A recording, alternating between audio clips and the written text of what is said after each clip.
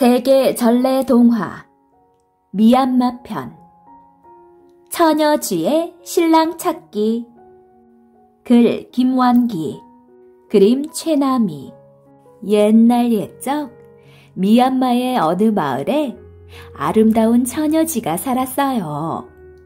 처녀쥐의 눈은 머루처럼 까맣고 털은 반지르르 윤이 났답니다.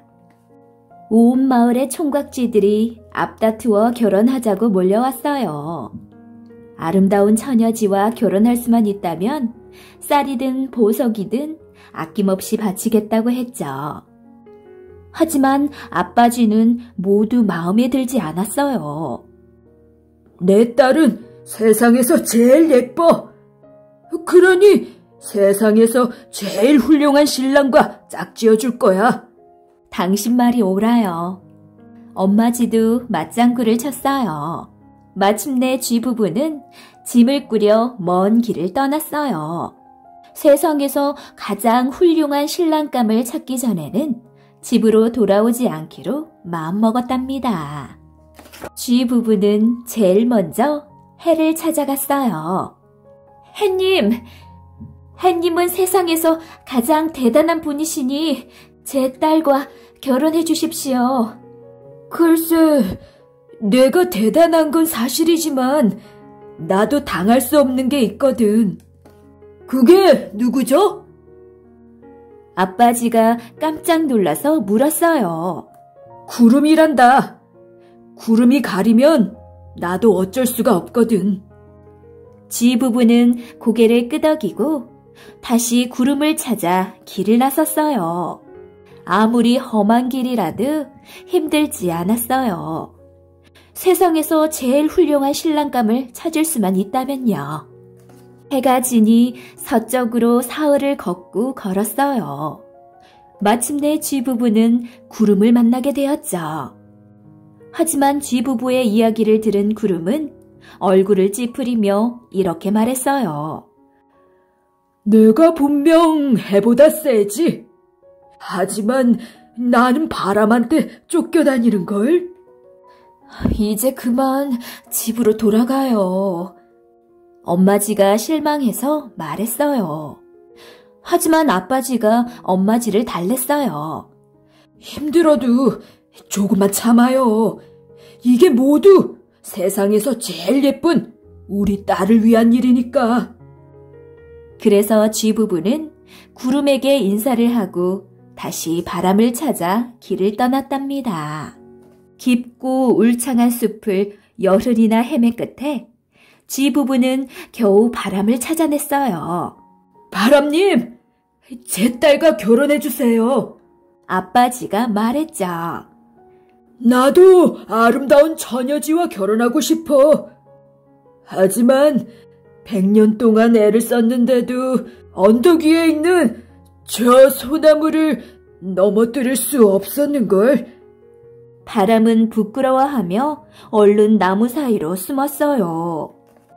쥐 부부는 더 묻지 못하고 소나무가 있는 언덕으로 올라갔어요. 해보다 구름보다 바람보다 힘이 세다면 소나무야말로 세상에서 가장 훌륭한 신랑감일 것 같았거든요. 하지만 소나무도 자신 없는 목소리로 겨우 이렇게 말하지 뭐예요. 사실은 저 아래 사는 황소란 놈이 저녁마다 나한테 와서 뿔을 갈거든. 그런데요. 너무나 지치고 힘든 얼굴로 엄마쥐가 물었어요. 황소가 뿔을 비벼대면 아무리 강한 나무도 견디지 못해. 그러니 튼튼한 뿔을 가진 황소가 세상에서 제일 훌륭한 신랑감이 아닐까? 그럴싸하다고 여긴 쥐 부부는 황소를 찾아 얼른 언덕을 내려갔어요. 황소님! 소나무님이 황소님을 두려워하니 황소님이야말로 세상에서 제일 대단한 분이시겠죠? 기대에 찬 목소리로 아빠쥐가 물었어요. 하지만 황소는 한숨을 쉬며 풀밭에 엎드렸어요. 물론 내 뿔은 세상에서 제일 세지. 하지만 목에 걸린 밧줄만은 아무리 해도 끊을 수가 없더군.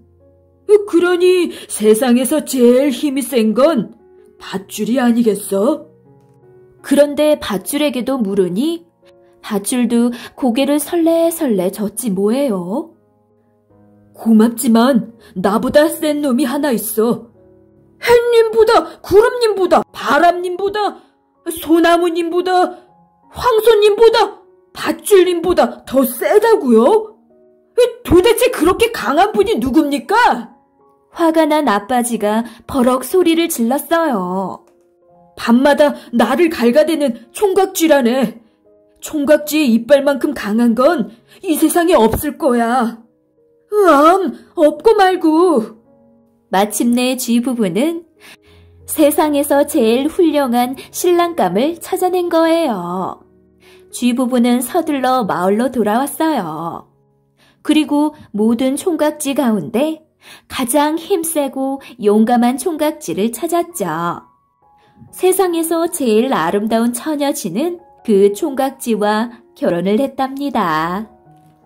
가장 소중한 것은 우리가 알아차리지 못하지만 우리 가까이에 있죠. 하지만 늘 가까이에 있어서 하찮게 보이기도 해요. 특히 우리 주위에 있는 친구나 가족들에게는 가깝다는 이유로 소홀히 대하곤 하죠. 또 얼마나 귀한 사람들인가를 잊고 있기도 해요. 아이들과 함께 가까운 사람들에 대해 이야기해 보세요.